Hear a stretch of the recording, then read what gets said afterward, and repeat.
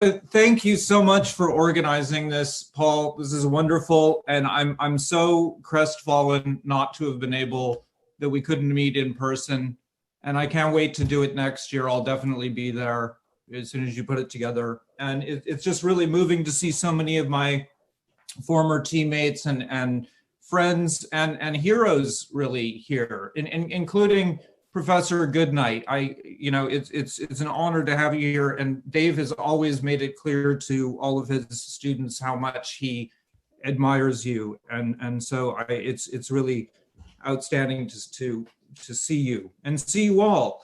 And you were asking about how a guy who was in Seattle in the early 90s ends up in Iowa City. And it has to do with Paul. Well, first of all, it has to do with my high school coach, Bob Gilmore, who Dave coached at Baylor in the 1980s, telling me all these stories about Dave Hinksman and describing him as a walking encyclopedia. And after that, we had so many examples of that all the time. And I can remember we would try to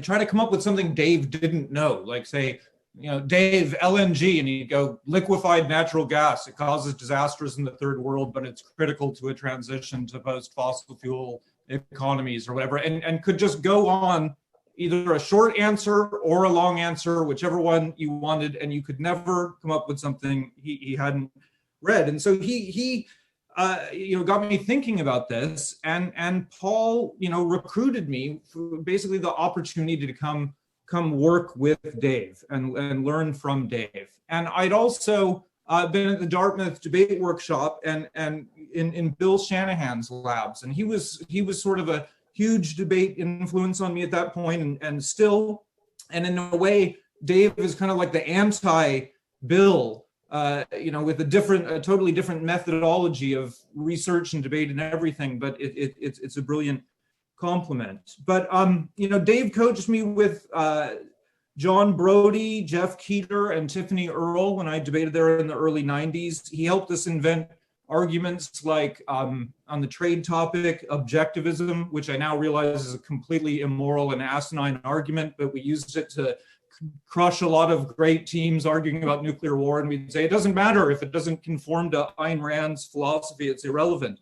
Or when we're arguing critical legal studies stuff on the privacy topic with Jeff, Dave would tell us about, he was there at Harvard when these arguments were invented, and he would tell us about the authors of the articles. When I was debating with Tiffany Earle, the topic was the very salient topic of presidential powers.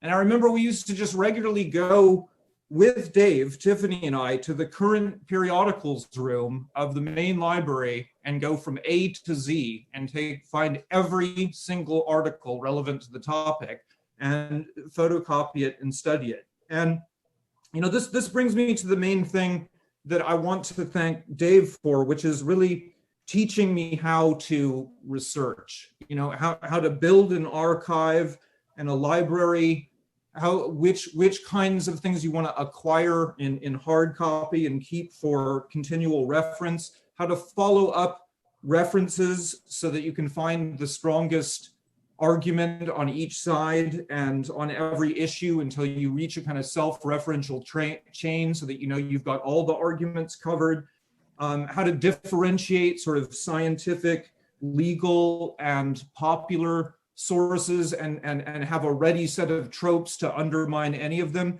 I mean, all of these, this kind of wisdom that I learned from Dave, I treasure more than anything else I've learned. It's been the key to learning everything else that I've learned.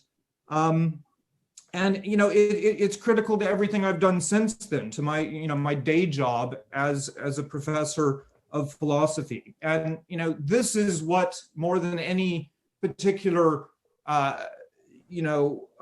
topic or anything, I would want to teach my students. If I could convey that spirit of inquiry and research and those kind of methods and how to do it, then I would consider myself successful and worthy of calling myself a pupil of Dr. Dave.